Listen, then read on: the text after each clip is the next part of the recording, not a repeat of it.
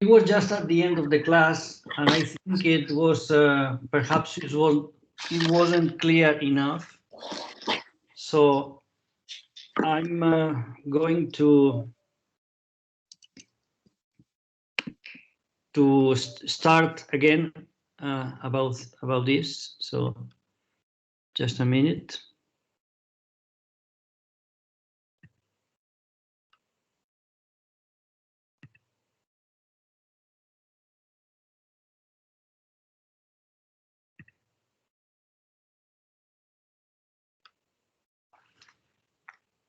Okay.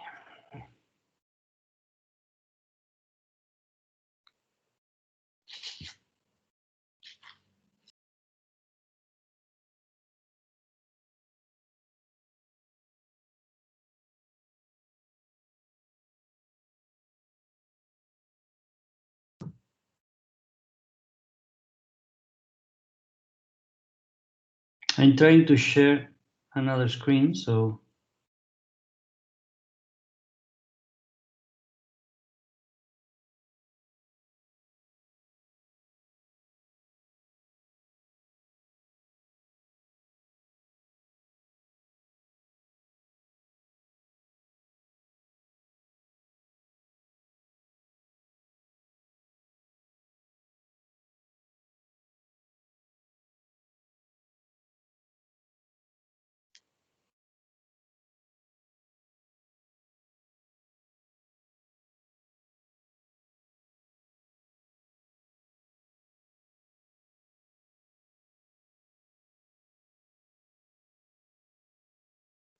okay.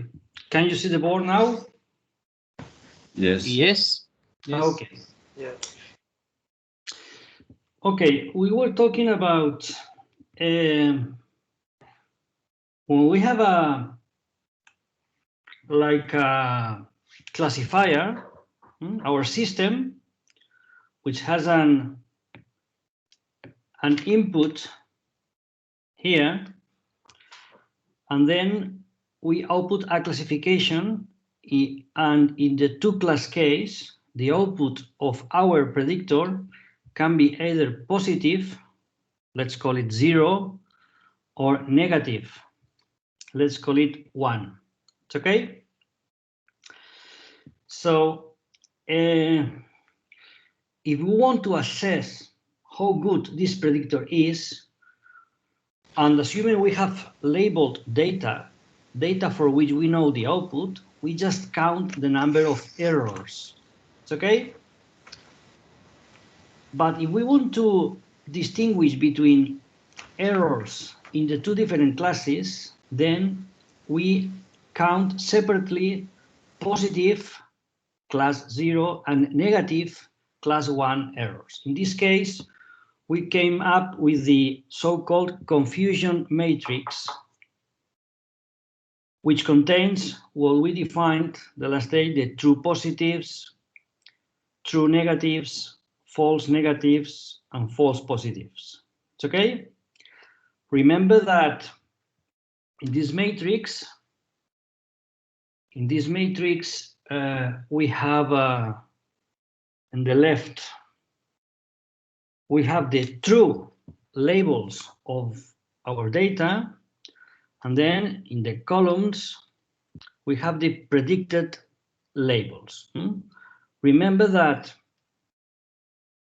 in this matrix, the sum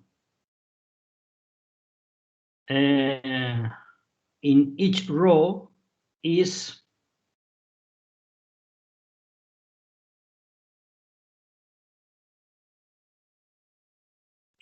one. It's okay? And the same for the second row. It's okay? Mm-hmm. If we write capital letters, we are writing frequencies or rates or even probabilities. It's okay? But we can also write counts. Remember, if we write counts, then we use non-capital letters. TP, FN, if P, EN. Sometimes we call this unnormalized confusion matrix, and the other one we say normalized confusion matrix. It's okay? Yes.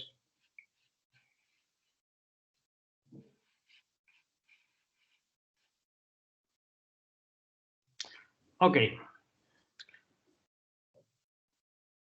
In this situation, we can display the behavior of any classifier, of any predictor, as a point in the so-called ROC space. So imagine P1 is our predictor. And we just take our data, we pass the data through the predictor, we compare the predicted labels and the true labels, and then we count the number of errors. Then we have the confusion matrix and then normalized confusion matrix. When we have this, from these 4 entries of the matrix, only 2 of this number are independent, because once we know one of the figures in each row, we can compute the other one because the sum has to be 1. It's okay? And we were like exploring how different predictors are like in this space. For example,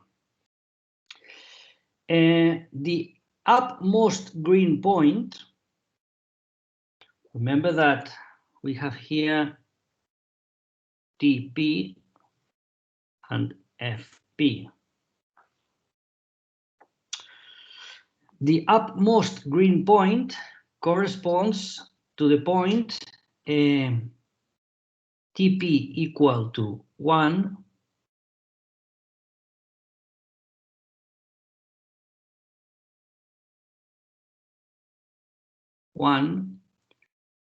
FP equal to 0. It's okay?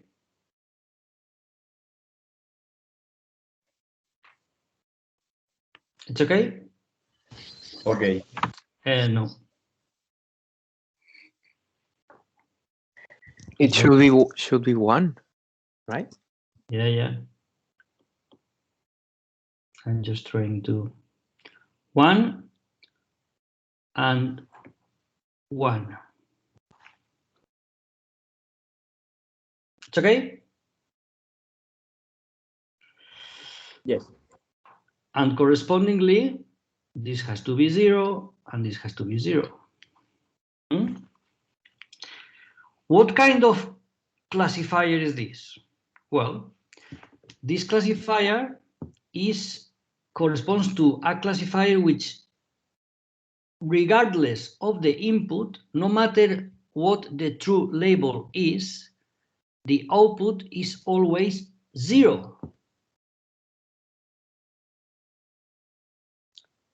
This classifier never says 1. It's okay? Yes. This is a constant predictor. In the same way, the lowest green point corresponds to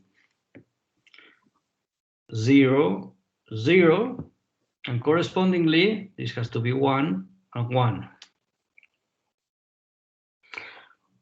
And this corresponds to a classifier that always says 1.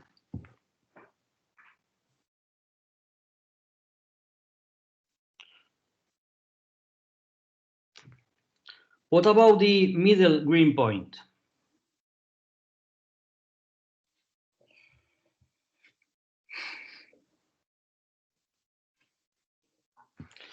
Okay, the middle point 1, it's a classifier that answers half of the time 0 and half of the time 1. Half of the true positive examples are classified correctly and the other half incorrectly. And the same happens for the negative ones. So this corresponds, for example, to a classifier which outputs zeros and ones randomly with the same probability. It's okay? Yes. Okay. If your classifier would answer randomly any value, 0 or 1, but with different probabilities, then we would obtain points along this line. Do you agree?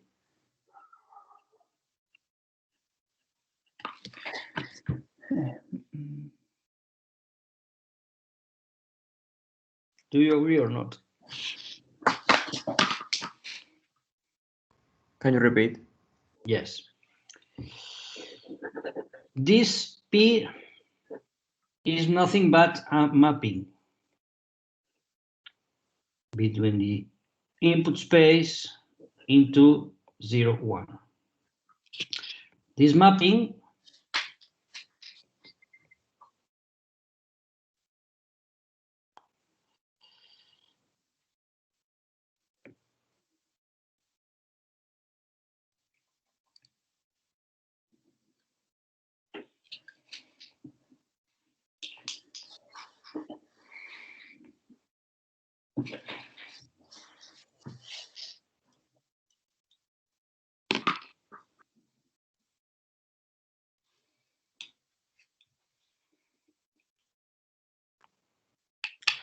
okay.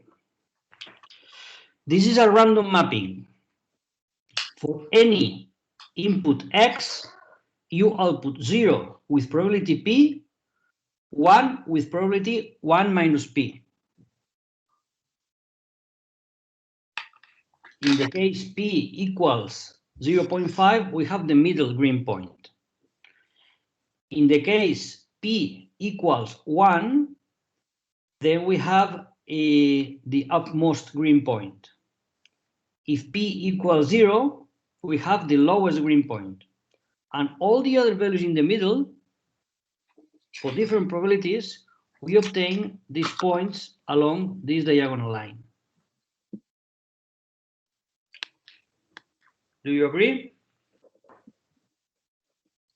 Yes. Now, yes. Yeah. So this corresponds to like random mappings. You are not using at all the information in X. Okay? Mm-hmm. Let's have a look at the blue point. The blue point corresponds to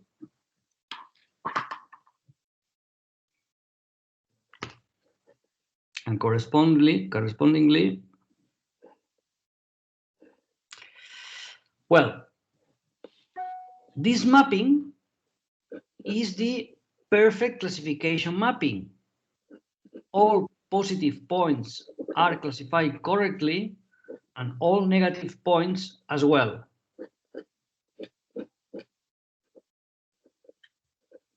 It's okay? Yes.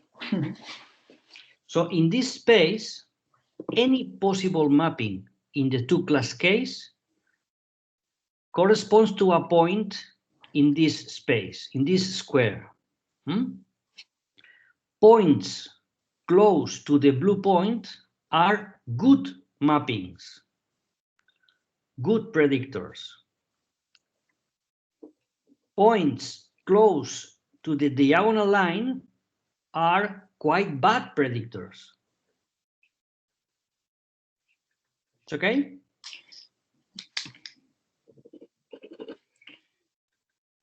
It's okay? Yes, yes. Okay. What happens with points like this one?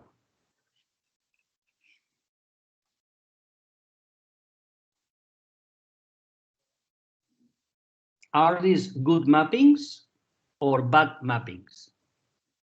Let's take the extreme case. What is this mapping?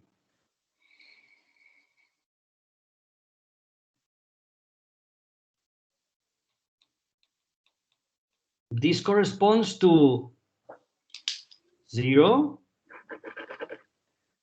1, isn't it? Yes. Is this mapping good or bad? Bad. So bad. Very, very, very bad. The worst. The word, yes. Worse than the random ones? Yes. Yes. Are you sure? I think no, like there's yeah. Go ahead. Go ahead. Why not? me. I think it's not as bad as the green ones. I think Why? because it's not random. At least it's the inverse result, isn't it? Yeah.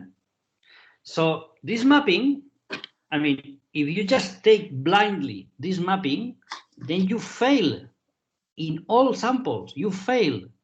But in fact, you have all the information about the best mapping as well, because the only thing you have to do is to change your output 0 into 1 and the other way around.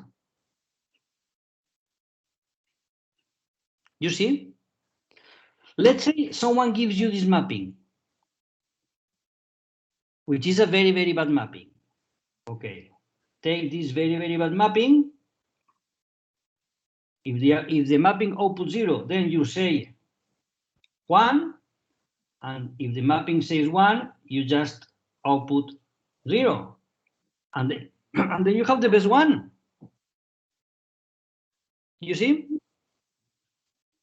Yeah. Yeah.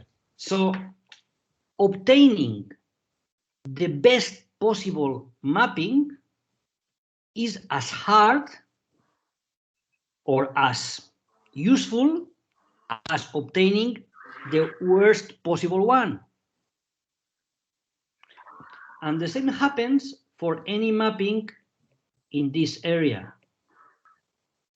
If you get to have some of these mappings, you can always convert these mappings into better ones, just changing the outputs.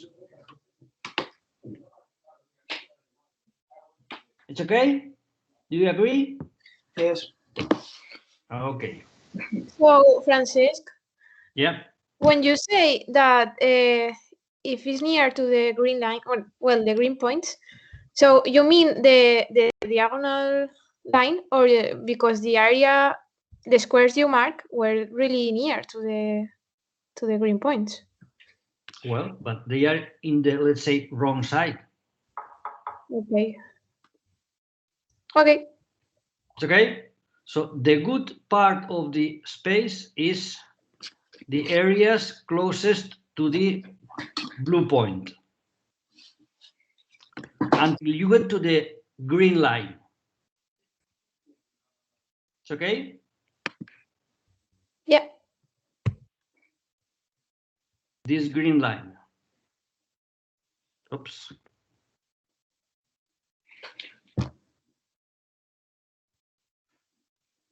In this green line, what you have are information-less mappings.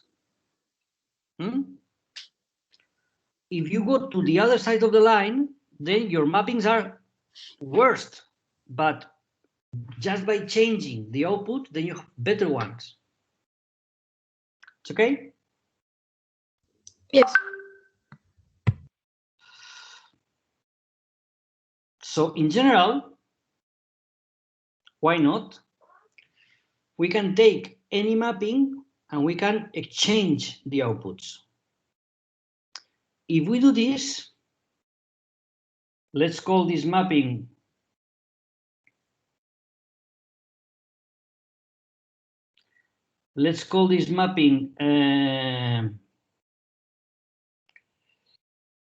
P prime, P1 prime. If the confusion matrix of P1 is the one you are looking at now, TP, FN, FP, TN. What would be the confusion matrix of P1 prime?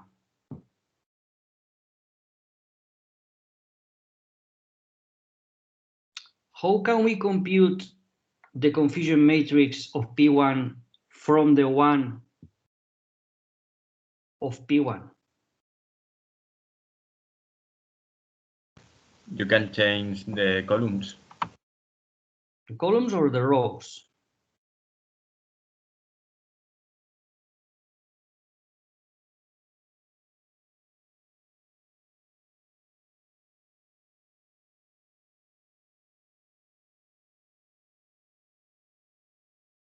I just want to make you think.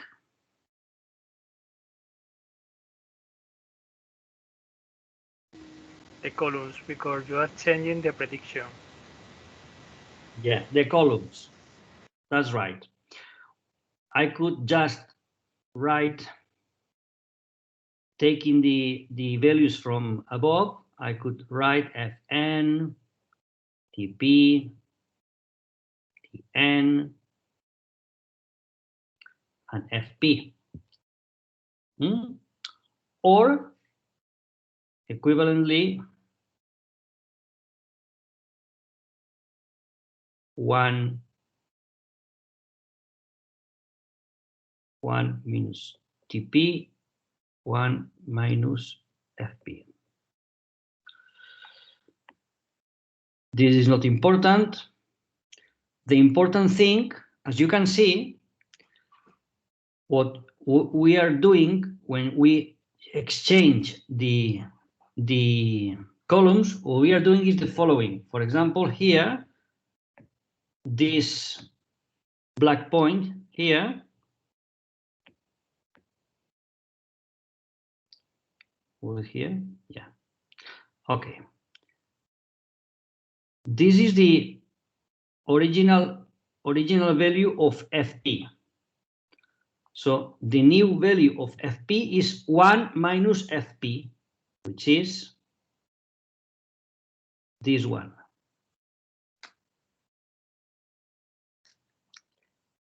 And this one is the original value of Tp. The new value is 1 minus that, would be so that one. So the final value would be that one. So this predictor changes to that one. It's okay? Yes. And in the same way, the worst one is converted to the best possible one. And what will be the result if we change the output of this one?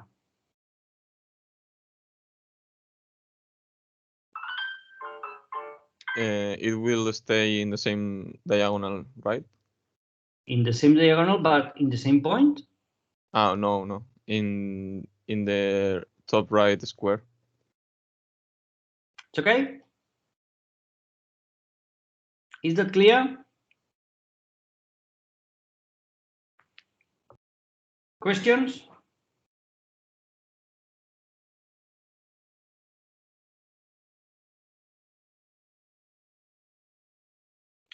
Questions? No. Okay.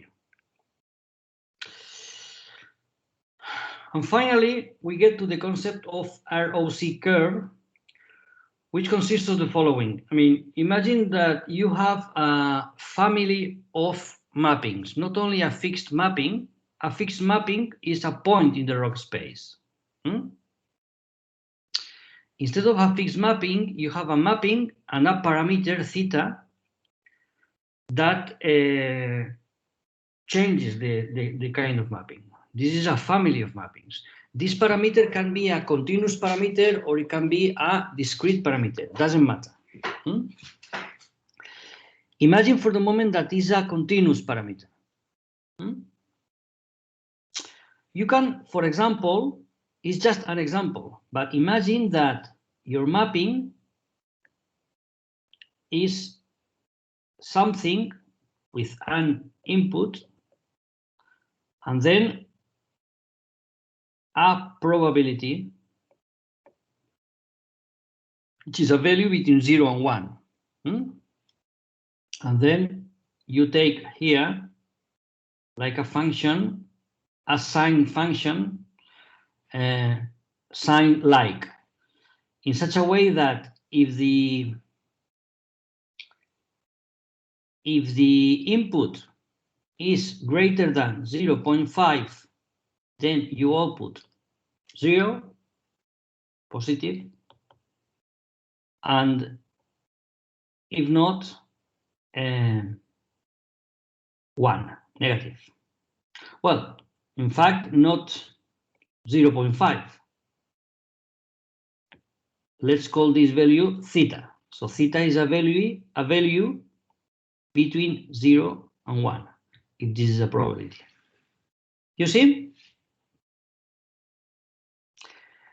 This is a case very, very, very common in practice. You have many mappings, many classifiers that output probabilities. Once you obtain this probability, then you put a threshold in this probability, usually at 0.5. Imagine that this is the probability that the example belongs to class 0, and correspondingly 1 minus that is the probability that corresponds to class 1. Okay? So if you change this continuous parameter between 0 and 1, you have a family of mappings depending on theta. It's okay? Is that clear? Yes. In this situation, instead of true positive, the true positive rate of this family of mapping is nothing but a function of theta. The same about the true negative rate, the false positive rate, and the false negative rate. So our matrix, our confusion matrix, becomes a family of confusion matrices. And correspondingly, our ROC point becomes a curve.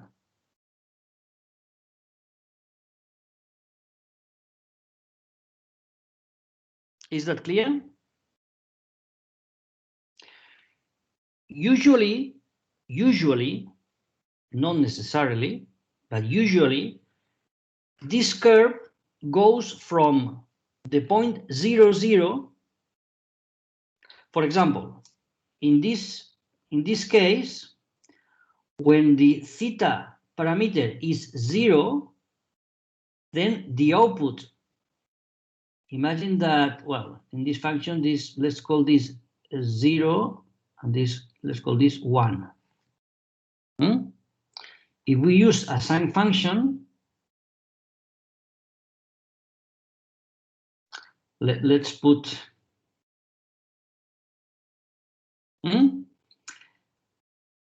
if zeta is 0, then the output is 1. The predictor that always answers 1 was this one here. It's okay?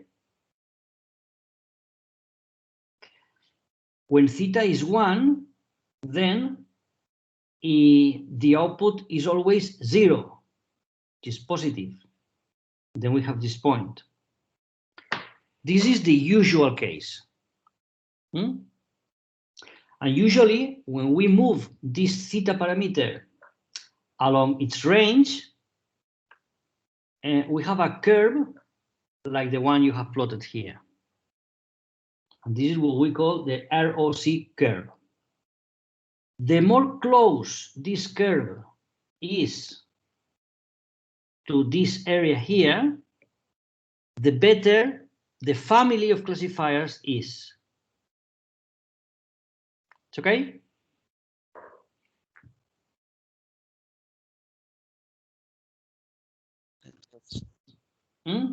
In fact, this curve can be used to characterize the whole family.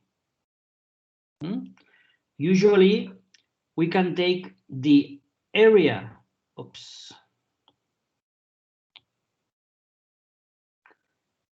the area under the curve, either this area or this area, doesn't matter. Usually is the one you have plotted now. This is called the area under the curve. And this is a global measure of performance of a family of classifiers. It's okay? This parameter can be also used to get predictors that are better for one class or for the other. Imagine that your problem is a classification problem with two classes, but the two classes are not equally important for you. I mean, you don't mind making more errors, for example, in the negative class, but you want to make as few as possible errors in the positive one.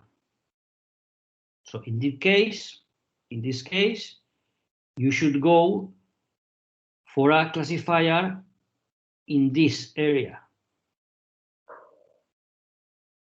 You see? Even though that one is beta.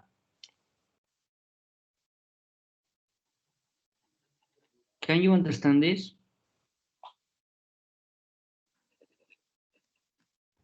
How do you obtain the curve? Sorry? How do you obtain the curve?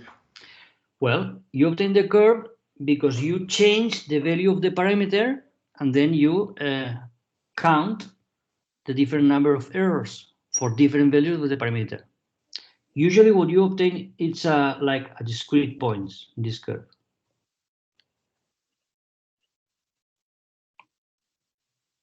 Okay? Yes. So you have a discrete curve.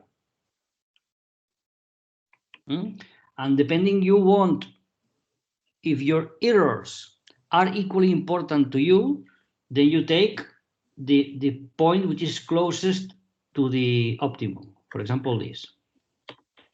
But for example, if positives are much more important, then you may take this rather than the best.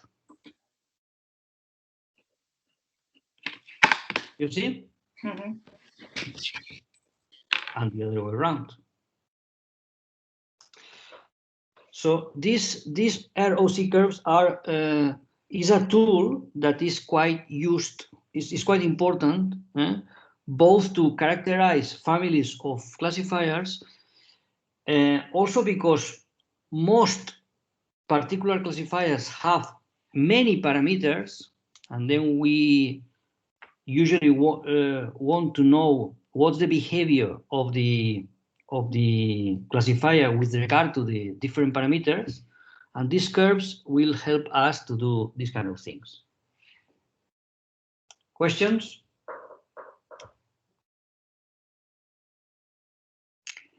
Let me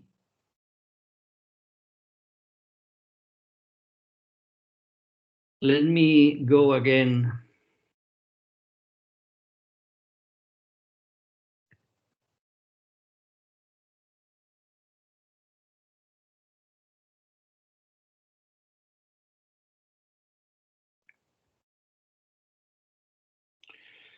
Oh.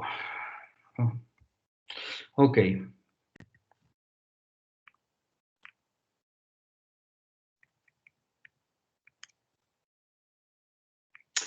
Okay, we will see this code in the lab later on.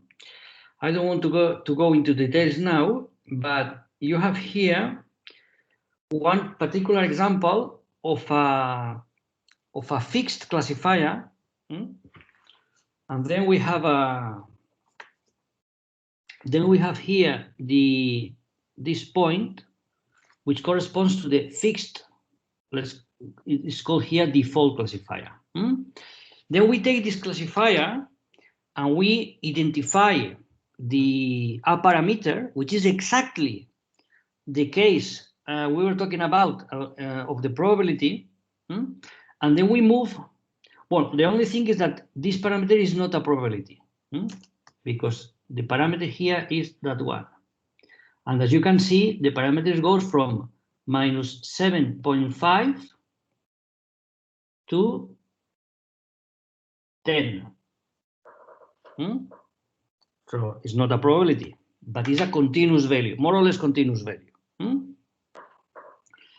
The default classifier corresponds to the value of this threshold equal to 0, which is here, which is something like 0.9. This is the accuracy. It's okay? In the ROC space, we have this point. Okay? When we move this parameter down or up, then we have the blue curve we have on the left that effectively goes from 0, 0 to 1, 1.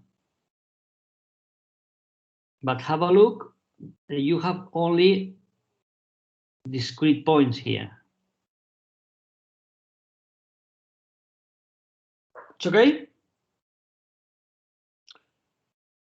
This curve, which is the curve formed by FP on the X, TP on the Y's, can also be displayed as FP as a function of theta and TP as a function of theta. This is exactly what we have on the right. The blue line on the right is the true positive function in terms of theta. You see? So when the theta is very, very small, then TP is 1. And then goes down up to 0. The orange line is the true negative rate, which is the opposite. I could have plotted the false positive rate, which is 1 minus this. But I mean, the curve looks better like this. You see? You understand? On the right? And finally,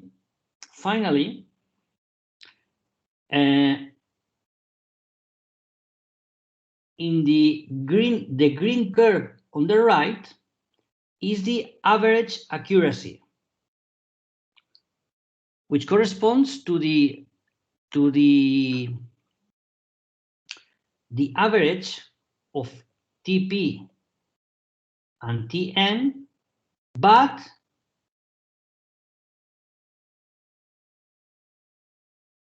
weighted by the proportion of points in each class. It's okay? Which can also be computed as TP plus Tn divided by the total number of points. It's okay? It's okay? Yes. So, as you can see, we have in this case, in this particular case, the maximum of the accuracy corresponds to the theta value of 0. But this is not always the case. It could happen that, for example, the default classifier could be here, and then we can move this parameter and go to a better classifier. So these are different ways to look at the same family of classifiers.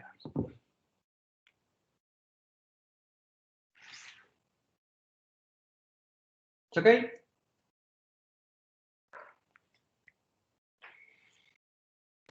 Okay. Questions?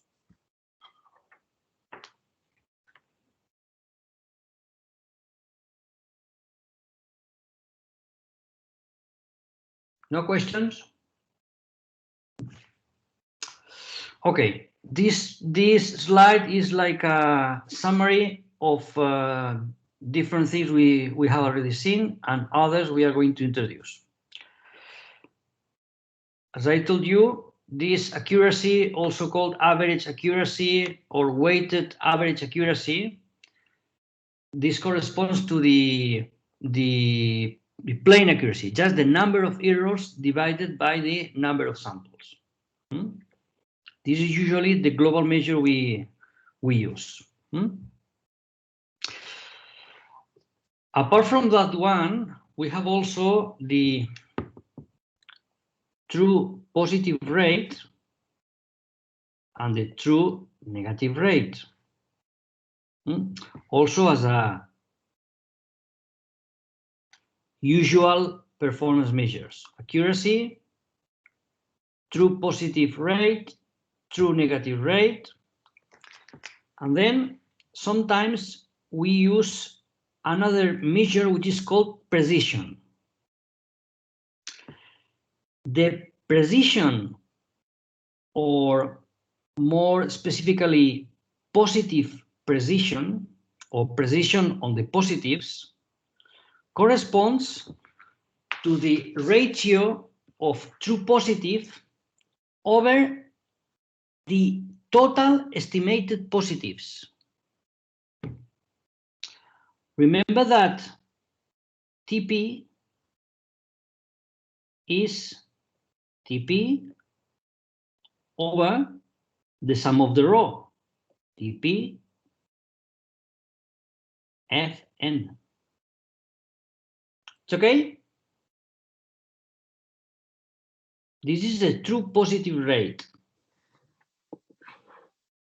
Precision is the same, TP over TP plus FP.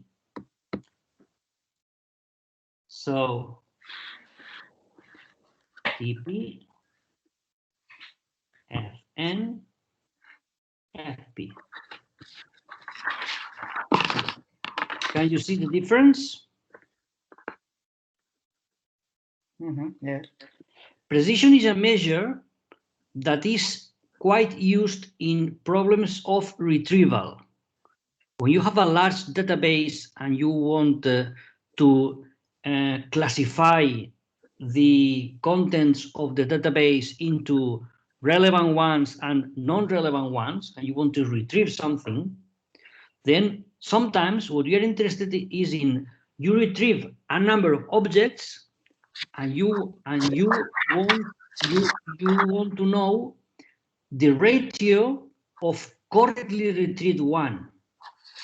In our case, retrieved means predicted as positive.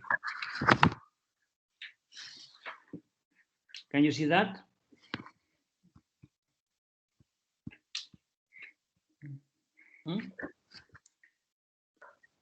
Okay. You can define the positive precision and the negative prediction would be the same.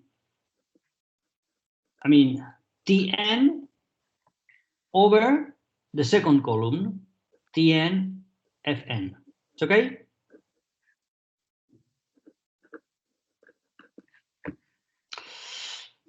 Usually the precision measure is used together with the so-called recall. But recall is nothing but the same as true positive rate. It's just another name that is used in this context. It's okay? Recall and true positive rate is the same thing. Positive recall. I mean, if you define the recall on the negatives, then it will be equal to the true negative rate. It's okay? Another measure that is used in this context and in general is the so-called F-score, sometimes written as F1. This measure is nothing but the harmonic mean of precision and recall. So it's this formula. The harmonic mean of precision and recall is called F-score, and is quite used in retrieval and also in classification. And is a sort of average in the same way that this is also an average of TP and NP and TN, sorry. It's okay? Other names that are used in the literature is sensitivity, which is the same as recall, and specificity, which is the same as true negative rate. It's just the same name different names for the same concepts. It's okay? Yes. Okay, and just to finish, let me switch again, if there are no questions. You have the slides, I assume. We are going to talk about the slides we went through last day.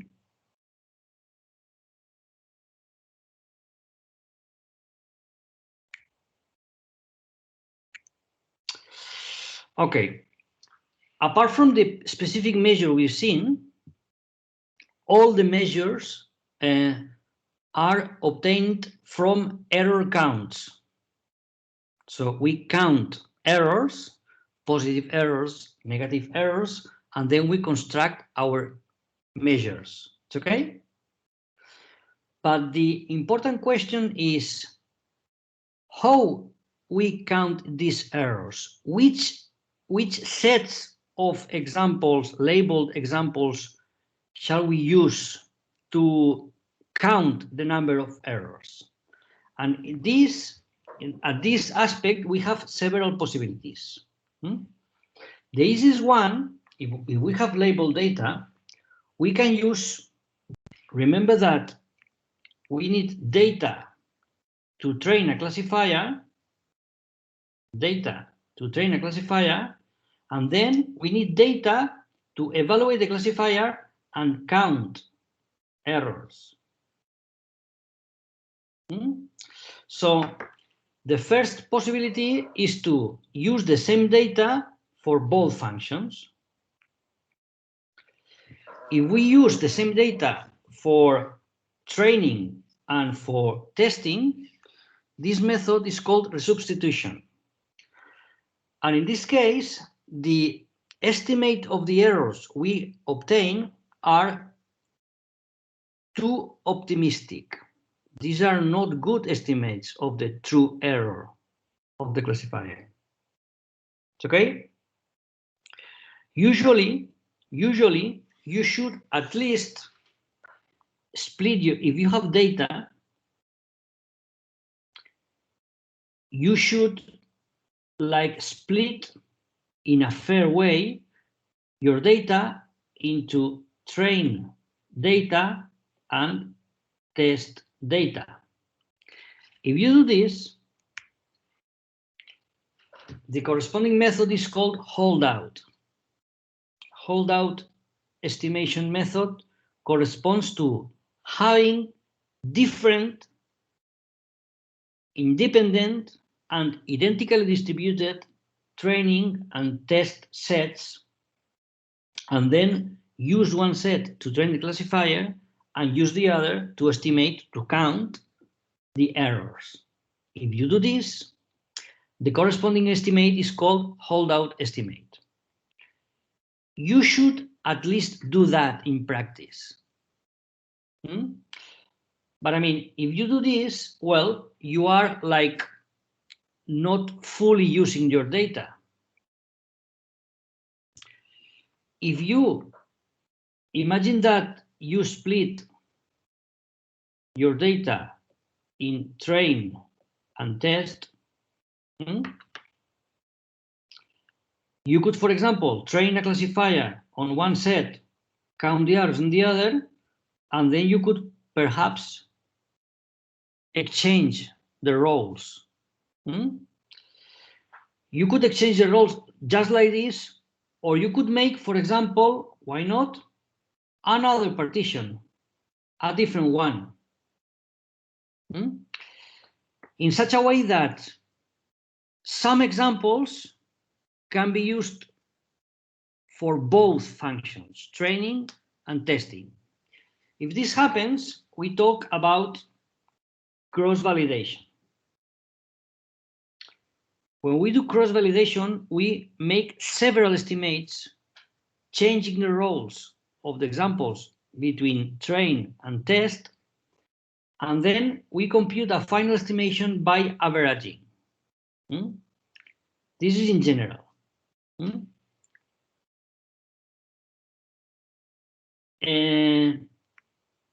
But in fact, we have some more specific cross-validation procedures.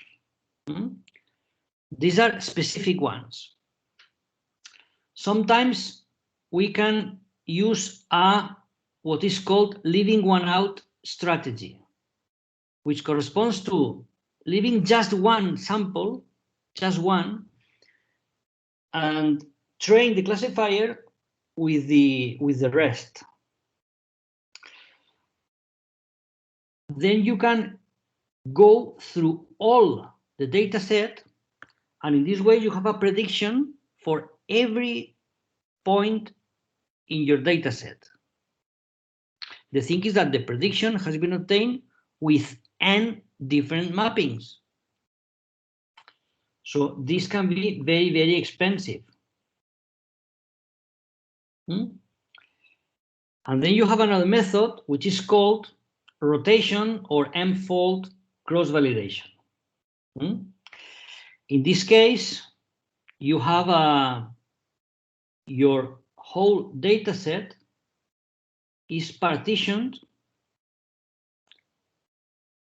into m folds. It's a partition into m blocks, which are called folds. Then you can take one of the folds, for example, A1. You can start with A1 as test. Imagine that A is the whole set, and then you can use everything but A1 to train. Then you go to the second one as test, and everything minus A2 as train, and then you arrive to AM, everything minus AM as train. So you rotate the role of test over all the blocks in the partition. In this case, when you do this, you obtain m different error estimates, and then you average them. And this is called the cross-validation estimate. When we specify this stratified, this means that the proportion of examples of different classes is kept in all the blocks of the partition. So this is not a random, totally random partition. It's a random partition in which the proportion of the classes is exactly the same in all folds. It's okay? Is this more or less clear? Yes. We will have a lag practice on this kind of methods, but I mean, now you know more or less the concepts. I hope this is clear enough. Questions? So, no questions? Nope. No. Okay, so we are now going to have an exercise. You will have, let's say, 15 minutes. I will give you 15 minutes to complete the exercise. You have to upload this to the tutorial system, and then we, with this 15 times plus a couple or 3 minutes break, and then we will finish. We will go ahead with the theory. It's okay? Let me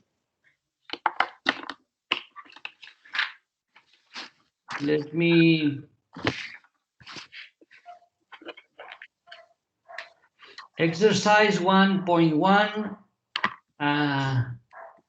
is now hidden. Today is 8 February.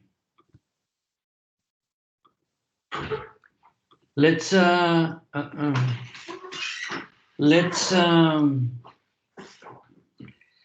what time is it? 33 plus 15, 48.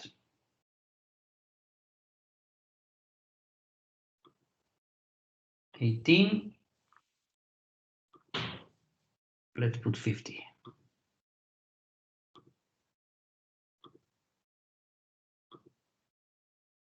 It's okay?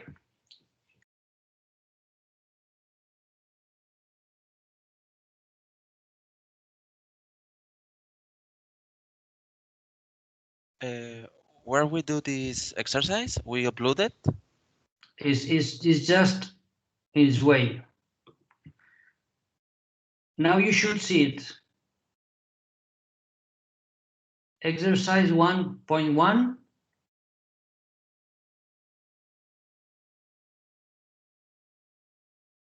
Can you see? Yes. Yes. Shall I put it in the...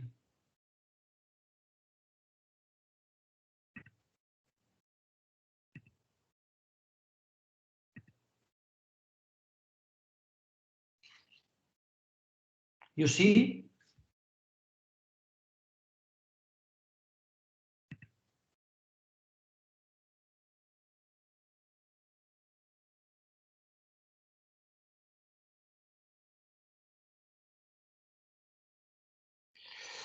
Okay.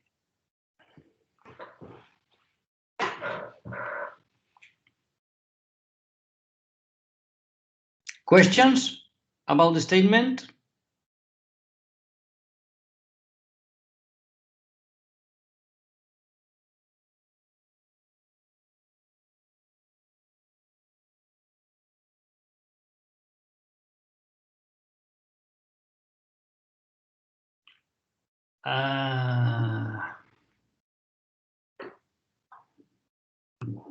As you like.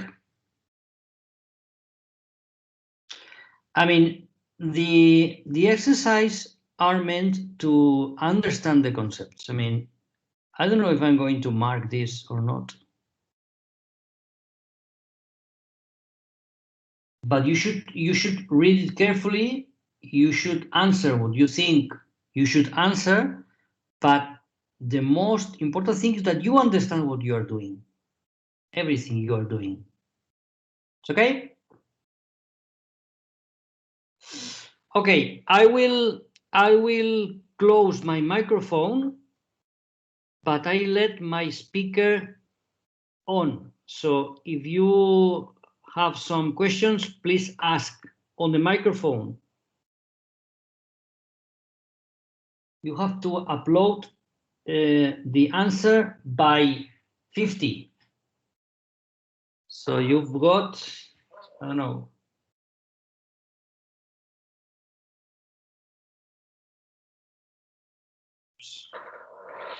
you've got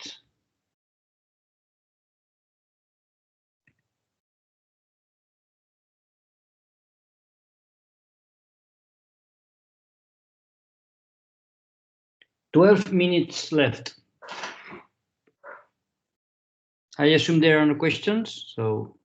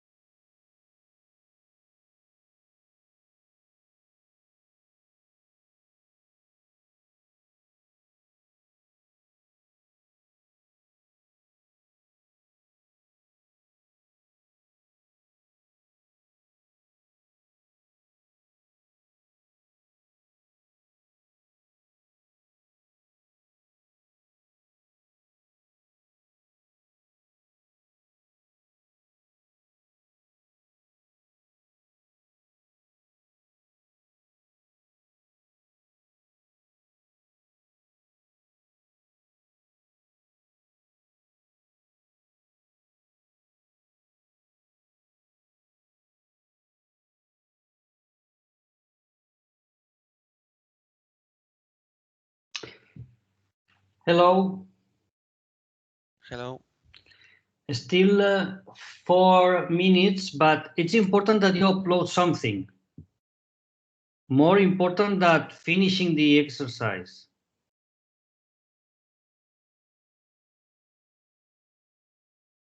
So please upload something in time.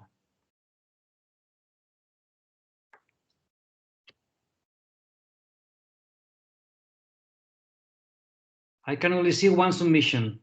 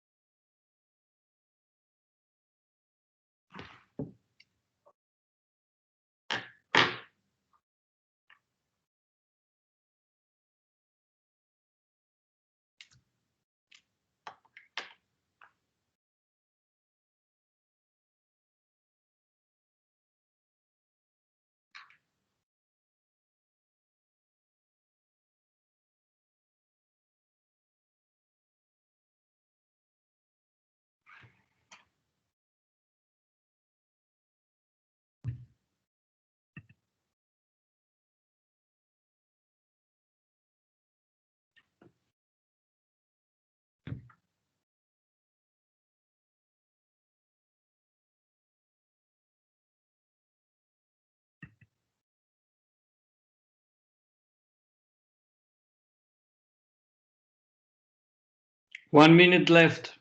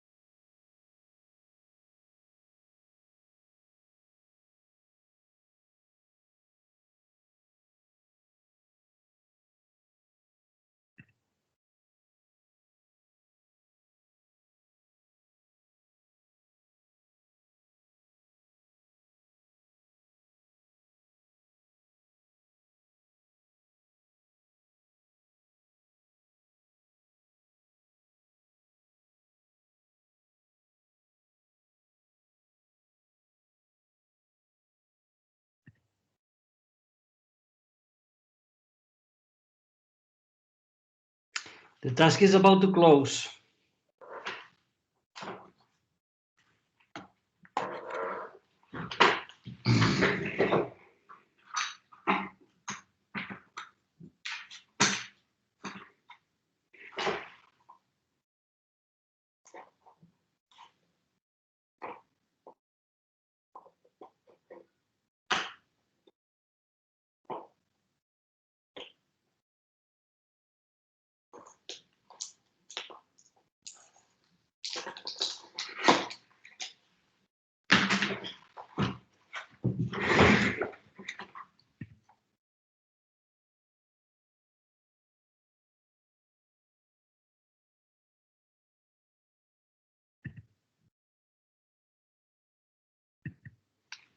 Hello?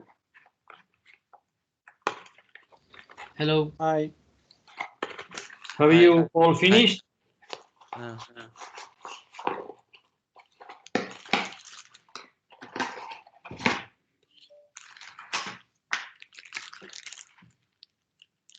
So the task is about to close. I'm sorry. Francesc, Yep. I have one question. So in a rock curve, you have a lot of Let's wait. different. Let's wait Has everyone finished? Yes. Yeah.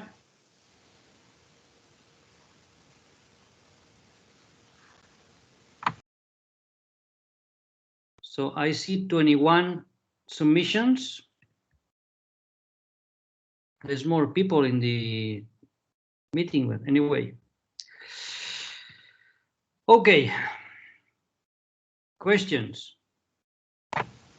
Okay.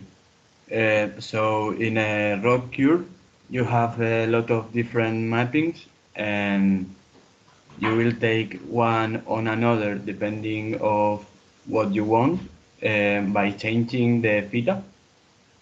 Is that right? Yes. Okay. In this example, in this exercise, you have, as we said, a mapping.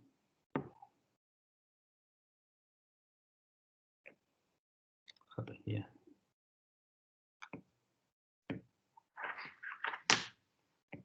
I don't know what's happening here.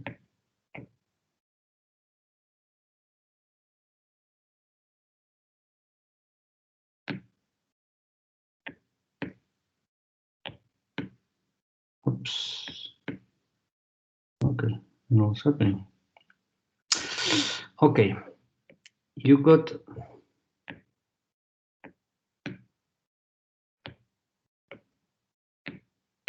Oops, I know what's happening.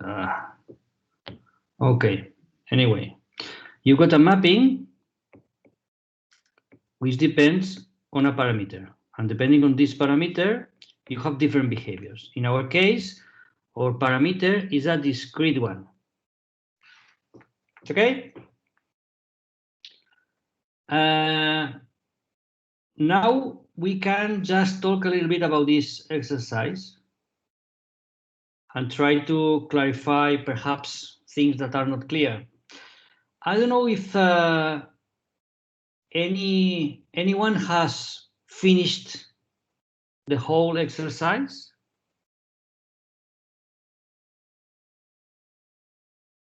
No, I didn't have enough time.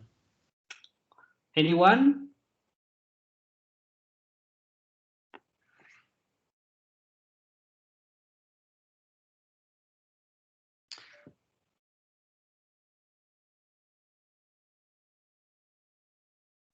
Well, I mean, let me ask you some questions. First of all,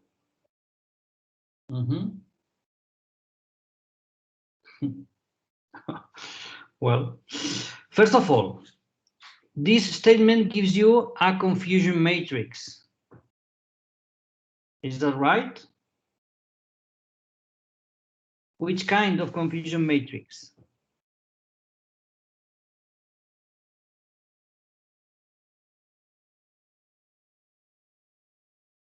Can you tell me which kind of confusion matrix is that?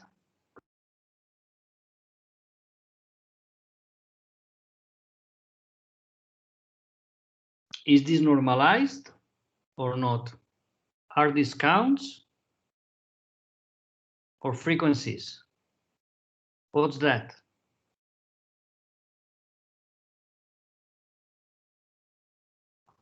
Not normalized. Not normalized. Do you all realize that? Yes. Okay. Second question. Could you tell me what's the size of the set Y? Please, better if you use the microphone. Y is not normalized. I mean, the values of theta go from -3 to +3. These numbers are greater than 1, so has to be non-normalized. Okay?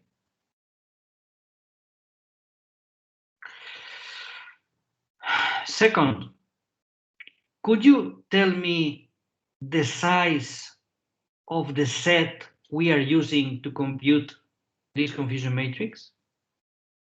How many examples do we have?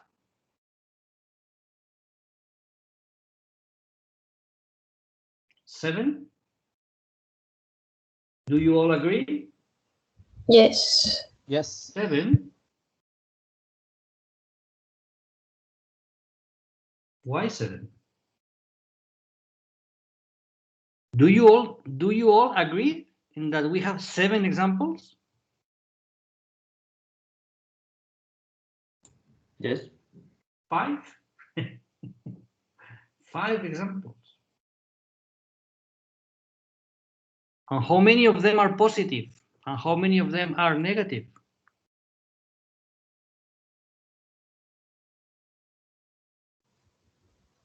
Three positives, 3 negatives, and 0. 3 positives and 3 negatives? Why? I mean, it's not -3, -2, -1, 0, 1, 2, and 3. I don't know. I don't understand why. Are you telling that?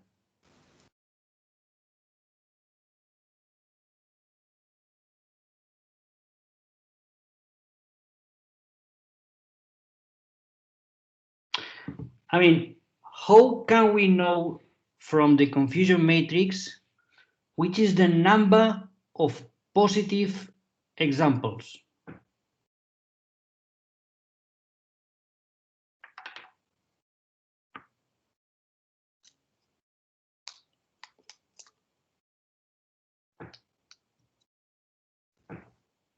The first column, The first column. we sum both in the first column, the first row plus the second row.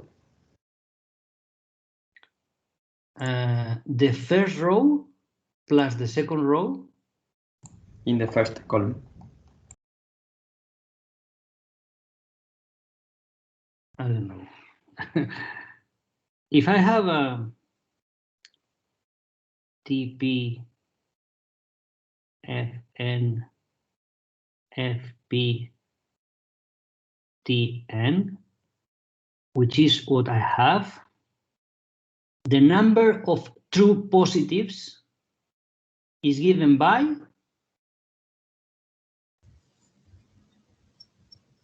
theta. no. In No, general, the first column, but the first number. I mean, first column, first row.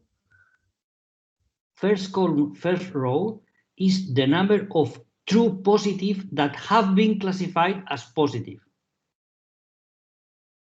This is TP. Fn is the number of true positive that have been classified as negative, but they are true positives.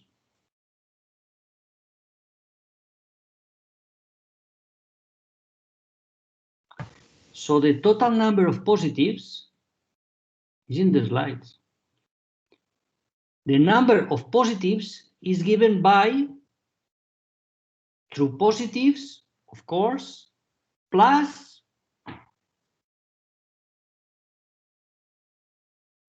False negatives. False negatives.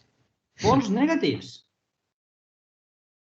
So the sum of each row is the total number of positives, first row, negatives, second row.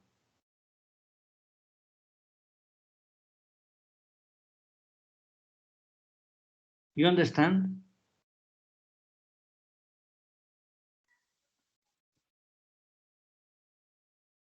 Which is the sum of the first row?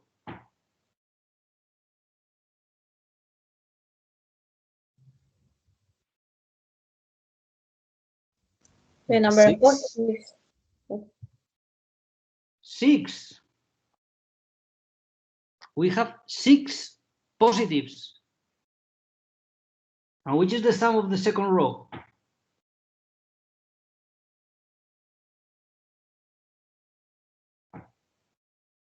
9. 9. 9. 6 positives, 9 negatives. The total is 15.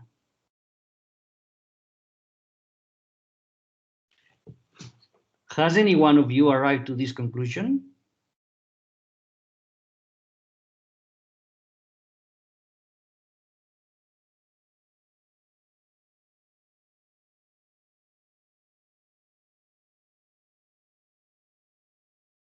Has any one of you arrived to this conclusion? Because without this, it's quite difficult to complete the exercise.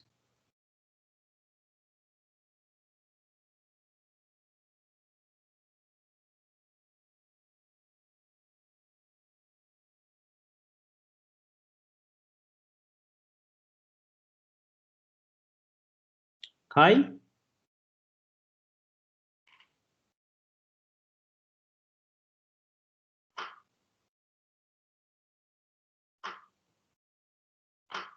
Hello? Why do we need this data?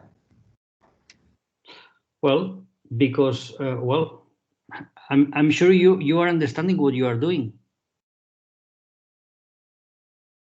I didn't do the exercise. Hmm?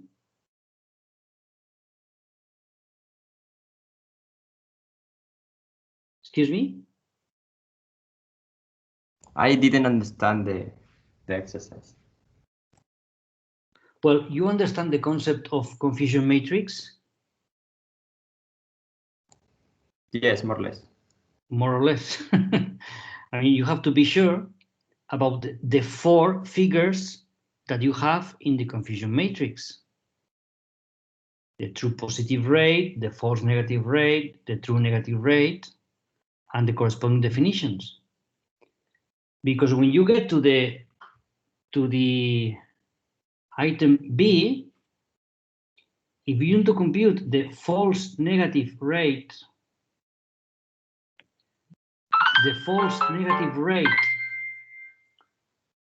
in terms of theta, you need to know that false negative rate is equal to the false negative count divided by the number of negatives.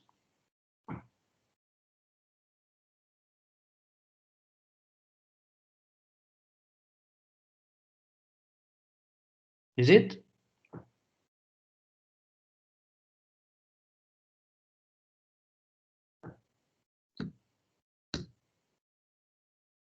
Is it or not?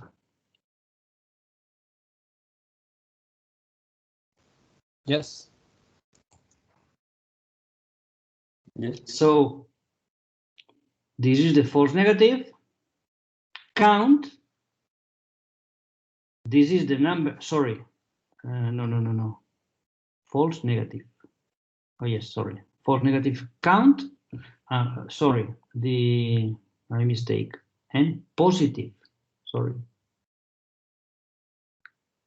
The sum of the row. It's okay? This is the false negative count. This is the number of positives.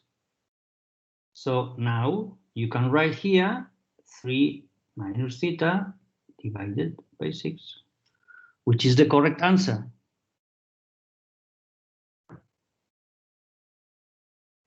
In the particular case of theta equal to 1, you have 2 over 6, which is 1/3.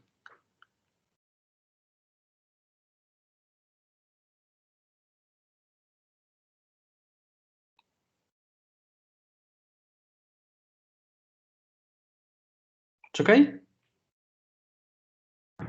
Yes. Yes. Yes.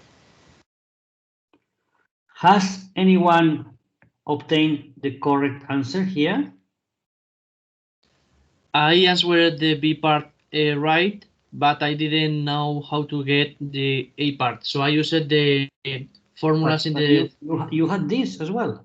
Yes, because I used the formulas that in the transparencies that it is Okay. after that. But this wasn't clear. I didn't get that at all. So I saw that I could do that. I could do that, so I just used that.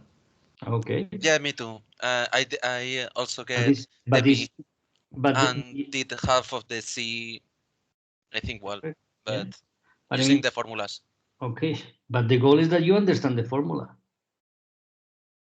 Now I understand the formulas. Me too. Okay, the same with precision. Take into account that the formula for precision uses counts, not rates. And then remember that recall is the same. Recall is the same as true negatives. So this is quite easy as this one.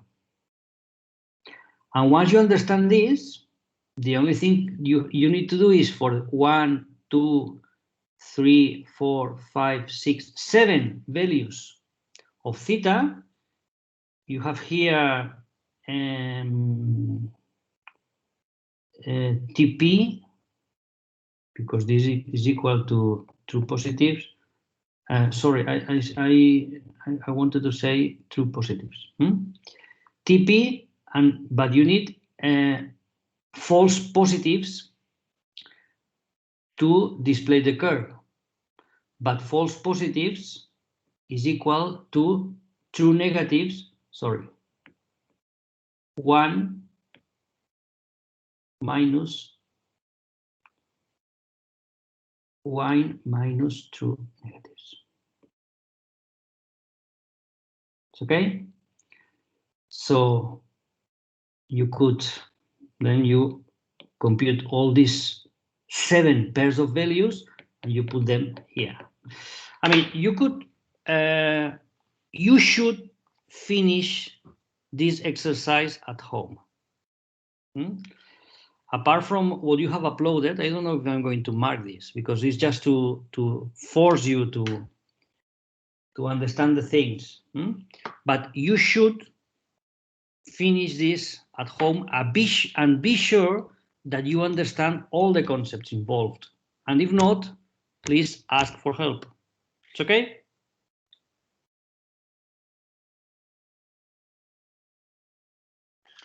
Okay. Okay. Okay. Okay. So let's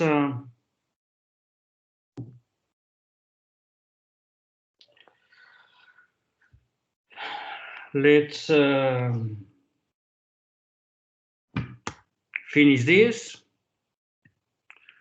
Questions? I mean, we are not going to get into details of code, but you feel free to download the examples, try to run them, and try to understand them. But I mean, we will have a lab session for that later. And if you have some questions, please ask.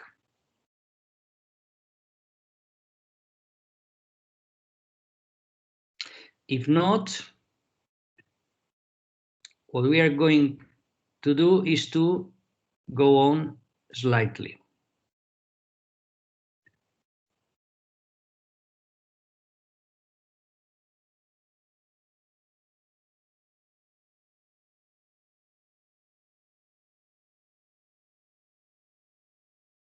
You see the slide now, is it? Yes. Okay. Okay, in the first block of slides, we were talking about quite general things, very, very general things. We introduced the methods for assessing classifiers. We formulated more or less the way we're going to refer to the different mappings we use to obtain classifications. But now we are going to define specific kinds of mappings that are used for classification. In the first position, we are going to introduce very classical ones. And later on, we will introduce some perhaps more interesting methods for classification. So let's start.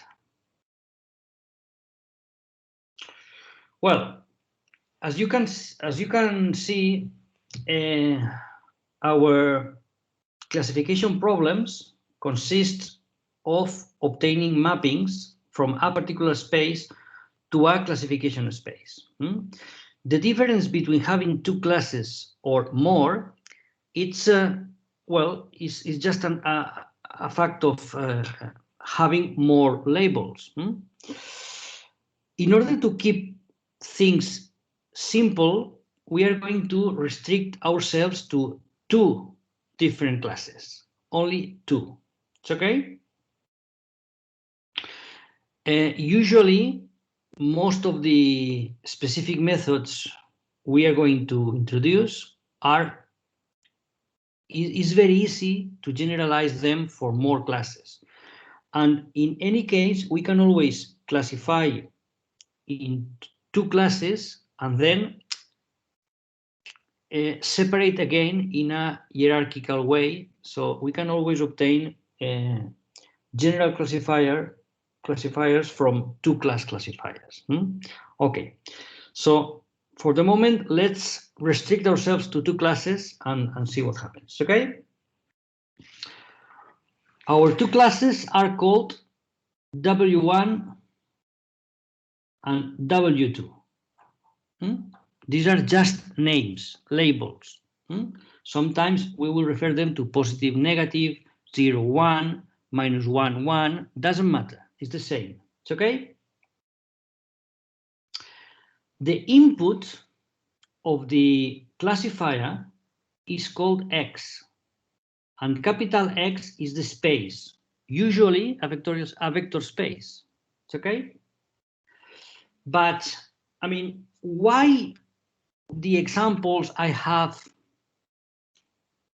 this particular X values and no others? So when I gather data, I have a set of different measures X which correspond to what? I mean, well, correspond to a problem. But this problem has some sort of variability, randomness. It's okay? We suppose that the process that produces this data is some sort of stochastic process which is,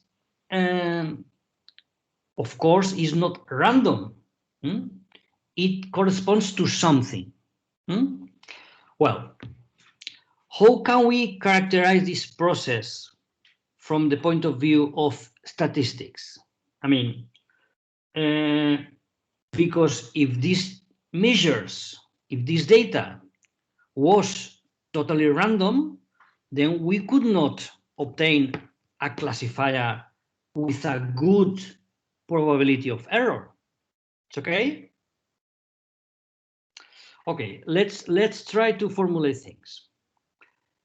The parameters that control this like hidden process, we suppose, is the one that produces our data. First of all, depends on a parameter that we call a priori probability. What's the a priori probability? Well, it's the probability that the data we have has one or the other label, not the measure, not X, W. For example, imagine that our problem is detecting spam. It's okay? So the a priori probability corresponds to the proportion of spam, not spam, in an average mailbox. You see? For example, if our problem was to detect cancer in X-ray screening, then the a priori probability would be the probability of someone that goes to the doctor of having cancer or not. You see?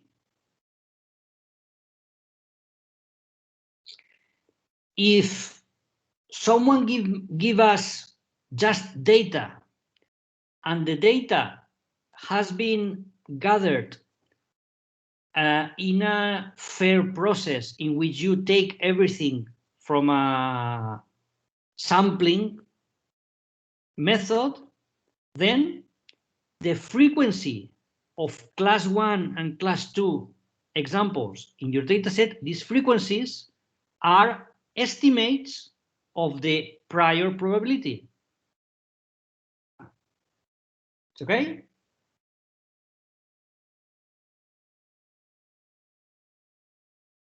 It's okay? So yes.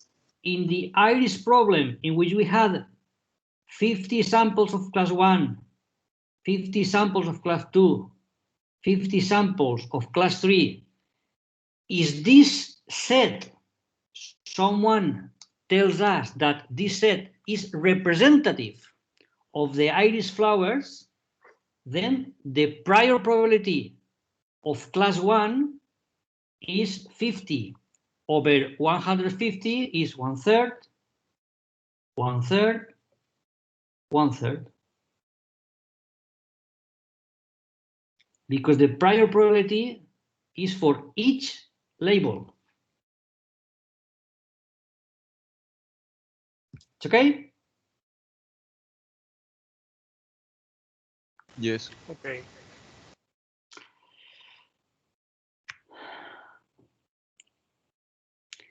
Second parameter. The prior probability only depends on labels, not on measures. But if we look at the measures, imagine that we have a problem in which the representation space has only one dimension. One dimension. If you look at the values of X, usually these values go from a minimal value to a maximal value, and usually the distribution of values in this range is whatever. For example, like the one you have plotted here. In some cases, the values of X could be, for example, given by a Gaussian or other kinds of distributions. These distributions are, in fact, probability densities. This density of probability that corresponds to the values of X I observe in the dataset in my problem are called class conditional probabilities.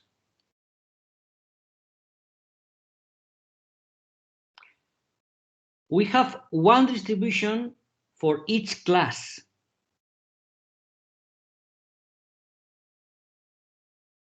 So, for example, in the iris problem, we could have a distribution probability for class 1, another one for class 2,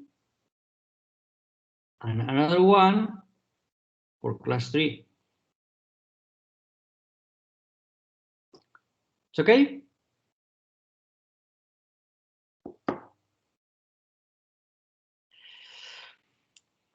You already know that these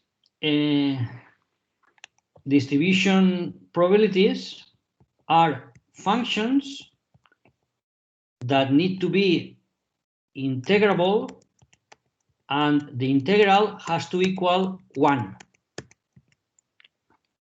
It's okay?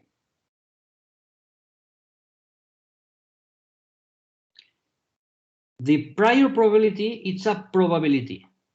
It's a value between 0 and 1. But the class conditional probability is not a probability, it's a density. This density has to be greater or equal than 0, but What's the maximal value it can have?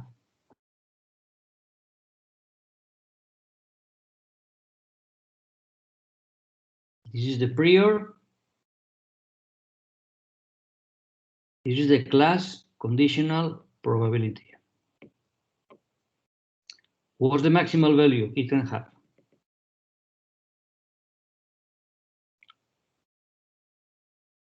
One. One. One?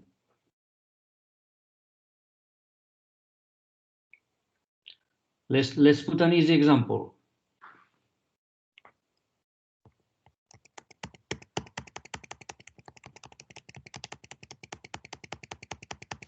The a priori probability of that class? Not the a priori, the class conditional probability.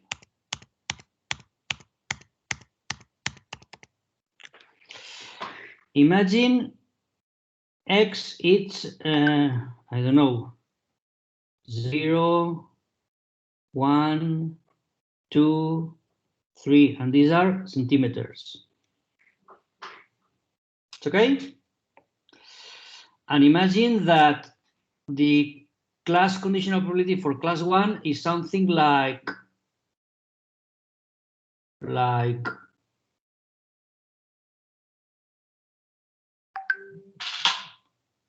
this. What does this mean?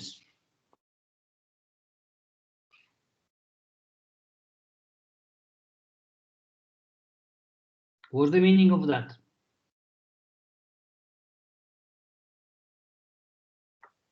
I have a problem in one dimension. The values of X go from 0 to 3 centimeters for class 1, for example. And this is the class conditional probability for class 1. What's the meaning of that? That the values in my data for class 1 are equally distributed between 1 and 3 centimeters. It's okay?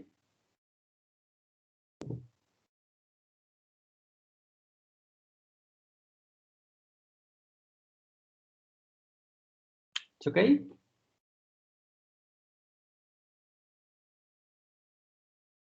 Yes. So if I take my set of examples and I plot a histogram, the histogram will look like this, more or less. You understand?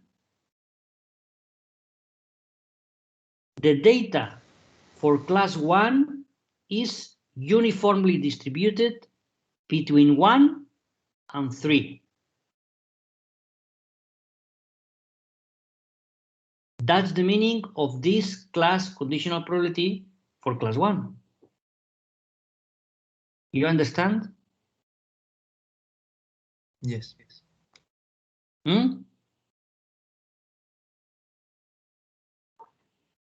Okay, could you tell me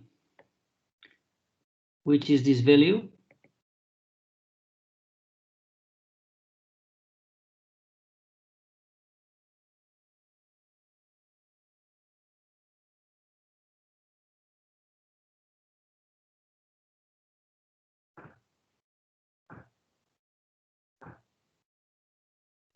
.33.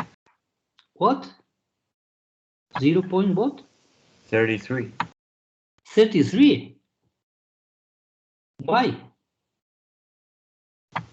Because there are equiprobables. I don't know. Yeah, but why 0, 33? Because the probability of 1, 2, and 3 is the same, and the total value is 1, so 1 over 3. But I mean, this is 0. Huh? This is a probability distribution.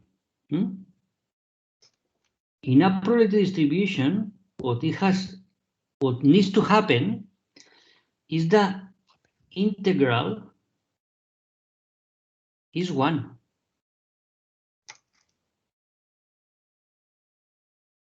So what is this value?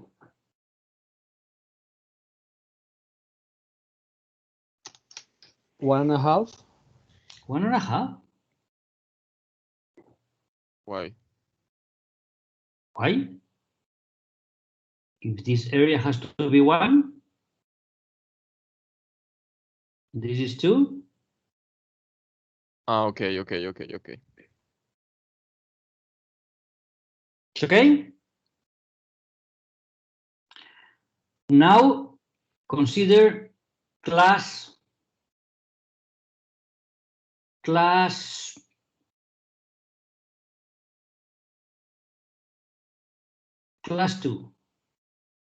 Let me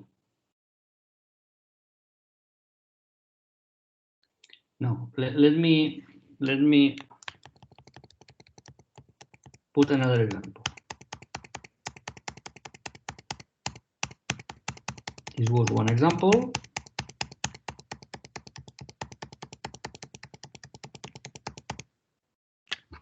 Okay, and now another one. This is 0. And now we have this.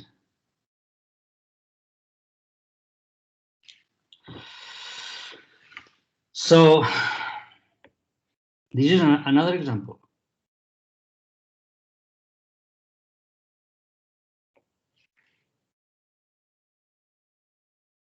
Can you tell me now which value is this? Now the data is uniformly distributed between 1 and 1.5.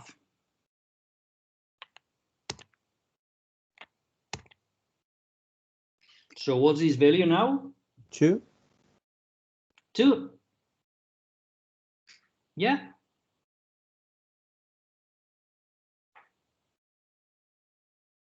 So can you now tell me what's the maximum possible value for the class conditional distribution?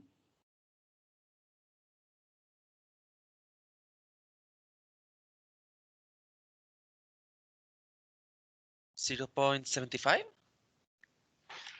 You have now in the slide an example in which the maximum value is 2. Infinite?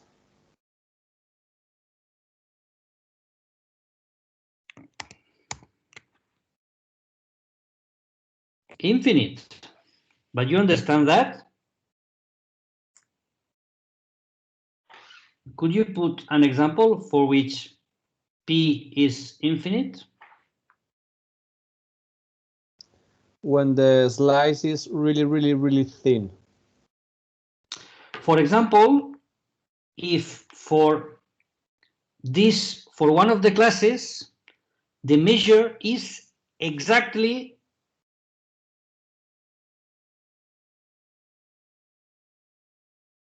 a particular value.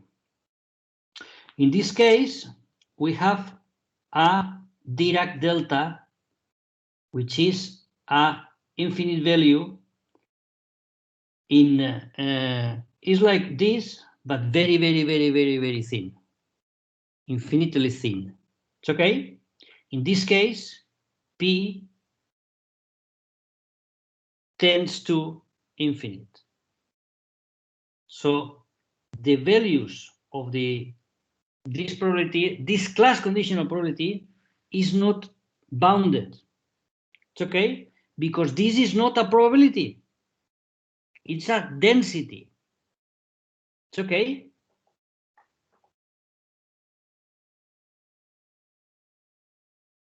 It's okay. Okay. So basically, when you have P infinite, it means that in the graph we have instead of an area, we have like a line. Yeah. Also, almost yeah, only a line, right? Yeah. Okay, so it should we should think of it as if we had only a distribution of one value, of one exact value, and we only have that. Yeah, well, this is the limit. I mean, you don't have this in practice. Yeah, but I mean, so in a distribution in which we only have one value, then the class conditional probability should be infinite because we only have one value. So the class conditional okay. In the case of continuous functions. Okay. It's okay? Usually what we manage is, for example, Gaussians. But if we have wide Gaussians, this value of the Gaussian is low. If we have thin Gaussians, this value is high. The thinner the Gaussian, the higher the value. And the value is not limited. On the other hand, the prior probability, it's a probability, so it's limited by 1. It's okay?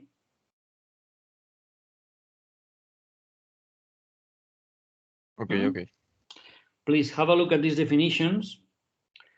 Okay, so we have a prior probability that models how probable each label is. Then we have a class conditional probability which controls where the values are located in the space. One for each class. With that, we have also to take we have to take into account that the sum of the priors has to be 1. And we have to take into account that the integral of each class conditional probability is also 1. It's okay?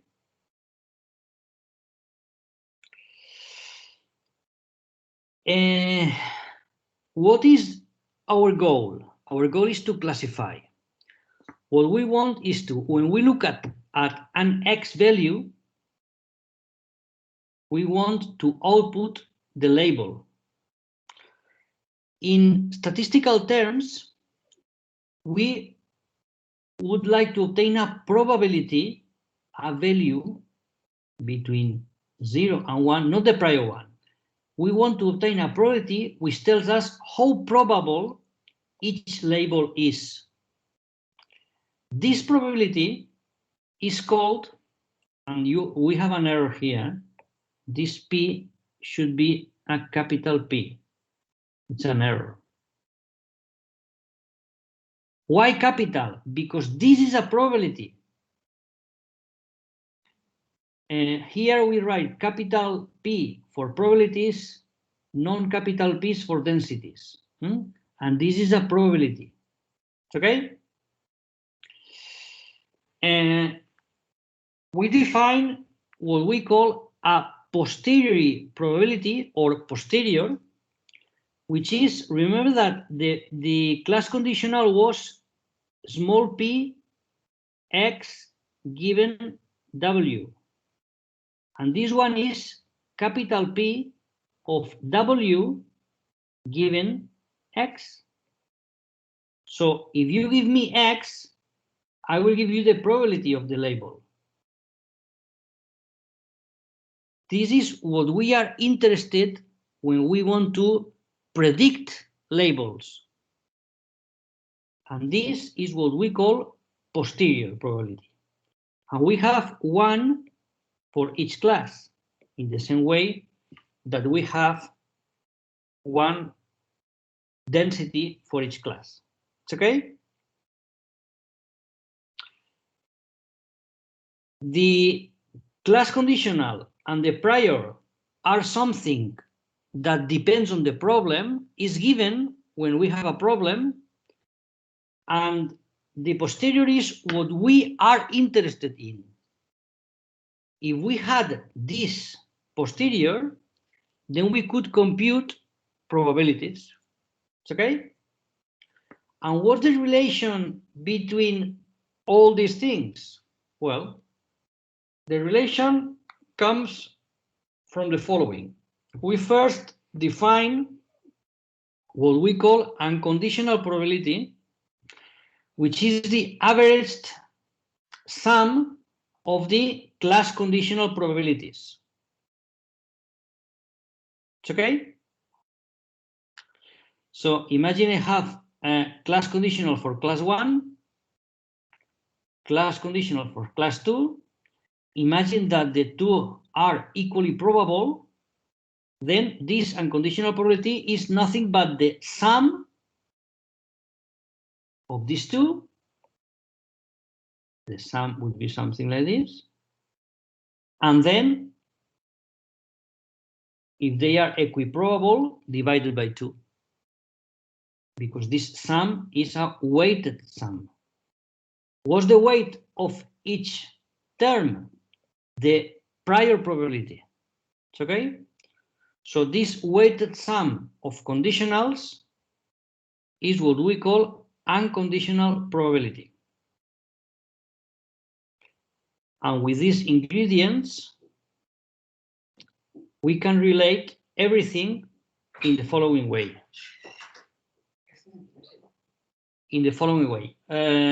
Okay, we are arriving to the end of the class. It's okay? Yes.